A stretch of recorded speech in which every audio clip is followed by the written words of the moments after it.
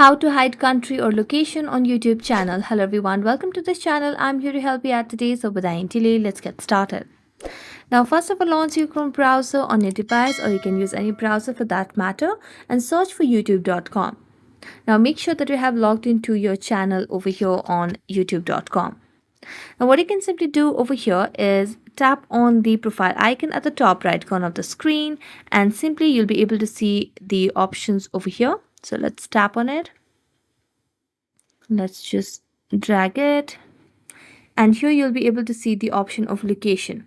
So simply tap on the location option, and as you tap on the location option, here you can see there are different options regarding the country. And as you do that, you'll be able to see that you'll be able to change the country, but you cannot hide the country or location directly on YouTube channel. So that's it. Thank you so much for watching this video. See you next time.